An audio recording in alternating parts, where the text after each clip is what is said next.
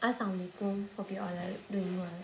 I was just reciting the Quran and I feel in the ayat ka tarjuma, which is like I was shocked how much gratitude in Hazrat Musa. मतलब उनकी बात जो अल्लाह कुरान ने record की है was so amazing. अभी हम लोग क्या होता है हमारा बिहेवियर और एक मैं हज़रत मूसा का बिहेवियर बताऊंगी. आई जस्ट कंपैरिजन के कि वो बात कैसे करते हैं, मतलब उनकी बातों में कितना ग्रेटिट्यूड है. और कुरान तो साफ कहता है कि तुम शुक्र अदा करो तुम्हें और दिया जाएगा, राइट. सो उनकी बात एक सिंपल बात है, ठीक है, मैं आपको बताती हूँ.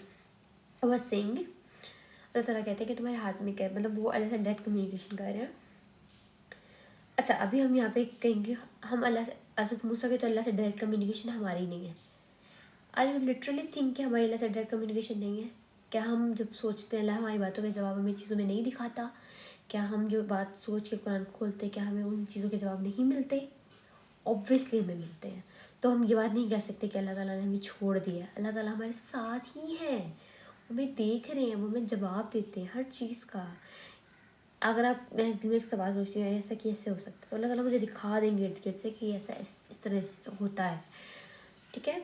तो ये बात हम नहीं कर सकते. अभी हम आते हैं अभी जो हम बात करने आए थे कर रहे थे, विच इज़ के अभी जो है अब वो कहते हैं कि अल्लाह ताला कहते हैं कि तुम्हारे हाथ में क्या है, बस सेइंग कि ये मेरे हाथ में लाठी है मेरी और ये मुझे जो है काम आती है कि मैं इससे टेक लगा के सोता हूँ और मुझे इससे बकरी को चराने में काम आती है. और इससे वो कहते हैं कि मुझे इससे बेशुमार फ़ायदे. तीसरी बात वो ये कहते हैं बेशुमार फ़ायदे का मतलब आपको समझ आता है. जब हम किसी भी चीज़ को कहते हैं कि मुझे इससे बेशुमार फ़ायदे हैं, मैं ऐसा किसी चीज़ को कभी कहती ही नहीं, कह ही नहीं सकती ना, क्योंकि मुझे पता है मुझे इस लैपटॉप से या इस मोबाइल से या इससे लिमिटेड फ़ायदे हैं. यानी मैं इससे अर्न कर लूँ या मैं इससे कुछ इंटरटेनमेंट का सोर्स देख लूँ. मैं ये नहीं कह दो फ़ायदे हो गए, 3 फ़ायदे हो गए, 4 फ़ायदे हो गए, मैं अनलिमिटेड नहीं कह सकती, ठीक है. अनलिमिटेड मैं तब कहूँगी जिसको मैं काउंट ही ना कर सकूँ ना. आप अनलिमिटेड जिसकी कोई लिमिट नहीं, जिसको आप काउंट नहीं करते, काउंटलेस की जब आप बात करते हैं. तो अभी एक लाठी से किसी इंसान को क्या फ़ायदा हो सकता है? और वो फ़ायदे जो वो कह रहे हैं कि काउंटलेस है, मतलब इतने फ़ायदे हैं मुझे, और मेजरली वो फ़ायदे गिनवा भी रहे हैं, बता भी रहे हैं. तो वो अल्लाह ताला की एक छोटी सी एक लाठी है जो अल्लाह ने उनको दी है, उसका कितना शुक्र कर रहे हैं, कितना शुक्र. हमारा क्या बिहेवियर होता है, हम क्या होता है कि हमारे पास सब कुछ होता है, सब कुछ, लेकिन हमारा फोकस उस चीज़ के ऊपर जा रहा होता है जो हमारे पास नहीं है. हमारा दिमाग सबकॉन्शियसली वहीं वहीं वहीं जाता है. फॉर एग्ज़ाम्पल अगर आपके पास एक अच्छा फ़ोन नहीं है तो आपको हर अच्छे फ़ोन वाले को देख के आपको इनसिक्योरिटी होगी. आप देख के सोचोगे मेरे पास अच्छा फ़ोन नहीं है, वाई. मतलब आप ये देखिए हज़रत मूसा का बिहेवियर चेक करें, मतलब कितना थैंकफुल है वो अल्लाह के. और एक एक लकड़ी की लाठी का मतलब जिसकी जैसे शायद हमारे घर में ऐसे रुल भी रही हो, हमने कभी उसको फोकस ही नहीं किया. मतलब आप थैंक्स तो चेक करें ना उनका. और फिर अल्लाह ताला उनसे क्या कहते हैं कि तुम मूसा इसको तुम ज़मीन पे मारो और ये अज़दा बन जाएगा. और जब वो अज़दा बनता है और वो बाकी जितने भी जादूगर वहाँ पे आए हुए होते हैं उनके, और वो उनके सांपों को खा जाता है. मतलब अभी हर दौर में ना हर लोगों की कुछ स्पेशलिटीज़ रहती है, राइट.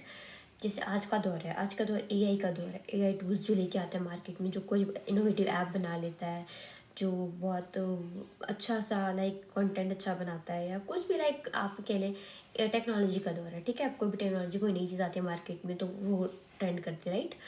तो हर दौर एक कोई ना कोई इनोवेशन आती है. लेकिन और जैसे हज़रत मोहम्मद सल्लल्लाहु अलैहि वसल्लम का जो दौर था और जब मक्का में थे तब वो एक वहाँ पे ना उनकी उस टाइम अथॉरिटी शायरी की, जो बहुत अच्छी शायरी करता था, जो बहुत अच्छी पोइट्री लिख सकता था, वो उसको बहुत अच्छा समझा जाता था, बहुत प्रो समझा जाता था. जैसे आज का तुम जो एआई का टूल बहुत अच्छा बना रहे हैं फॉर एग्जाम्पल. उसके अलावा अब उस टाइम जो वो दौर था, उस टाइम दौर था किसका, जादू का. हर बंदा अपने जादू से ही फेमिलियर था, जादू से ही पहचाना जाता था कि कौन कितना अच्छा जादू कर सकता है, ठीक है. अभी उन्होंने की एक आम सी चीज़ को उन्होंने ज़मीन में मारा, वो एक ऐसा अजदहा बन गया जो उसने सबके अज्जाओं को खा लिया. इसके पीछे एक साइंस, एक मुझे ऐसा लगता है कि एक इशारा है कि जब हम अल्लाह पे बिलीव करते हैं, अल्लाह का बहुत शुक्र अदा करते हैं, हमारे अंदर ग्रेटिट्यूड होता है, अल्लाह ताला हमारी आम सी चीज़ को इतना प्रो कर देते हैं, इतना प्रो कर देते हैं कि वो आपके तमाम जो आपके ड्यूरिंग टाइम में जो कितने कॉम्पिटिटर हैं ना, आप उनको उनसे बीट कर जाते हैं, आप जीत जाते हैं उनसे। मतलब आपके अंदर क्या था ऐसा जो आपको जितवा दिया जिसने?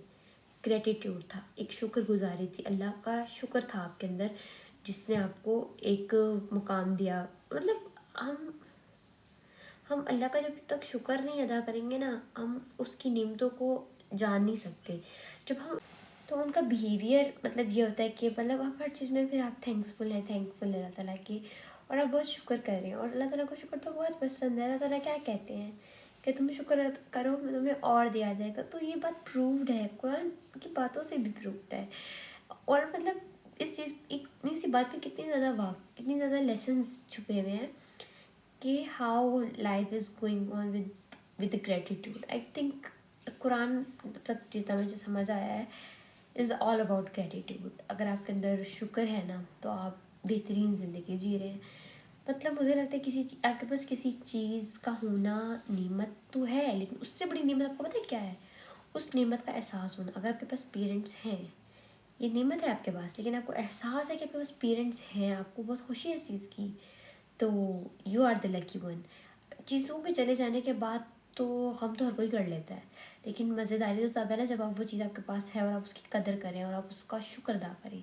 तो अल्लाह ताला डेफिनेटली आपको और देगा। आई होप कि इस लेसन ने आप लोगों का पर्सपेक्टिव चेंज किया हो। I hope.